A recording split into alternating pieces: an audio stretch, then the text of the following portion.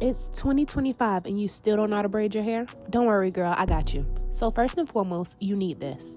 Don't question me, you need it. No, seriously, because I'm going to be using that same braiding jam this entire process. Every single part is going to be cleaned with that jam. Every piece of hair is going to be reinforced with that jam. And please use that specific one. No, not the orange one. No, not any other color but that red jar. All right, so we're starting with 3 sections here. I part right down the middle and then I section off the back. I personally like to start with the middle braids first. Major reason being it lets me create some even parts when it comes to making my braids. Also, this is a disclaimer that these parts are not going to be crispy. Why? Because I personally don't like crispy parts when I do crochet, especially when it comes to adding in like the afro curly type of crochet that I'm about to do, because it doesn't look natural and I want this to look and feel as natural as possible.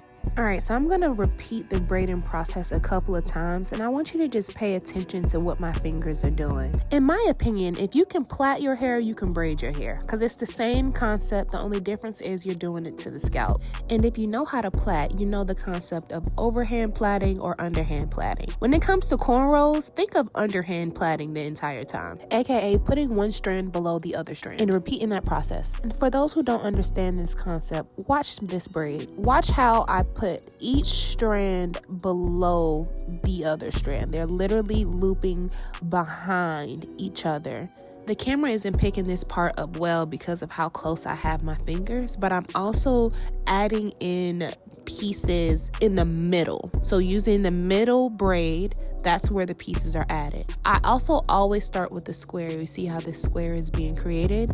And I do like 1 to 2 plaits before I start adding in hair. And again, adding in hair from that middle piece that I'm using. So think about plaiting again. The middle piece is always going to be the area where you add hair. And then the ones that are on the sides are going to be the places where you are looping under. Now, I do believe that anyone who can plait can braid, but this is something to get used to. I have been braiding my own hair for almost 10 years now, and I've only gotten better over time. This isn't something that you're going to be able to do overnight. Some people may be able to do it overnight, but it does take some time and some patience, especially because you see how my hands are looping around my head. That's probably the most uncomfortable process to learn. But there are so many benefits to learning how to do your own hair, y'all. Cute styles what you want for literally a fraction of the price, and a great arm workout. Part 2 coming soon.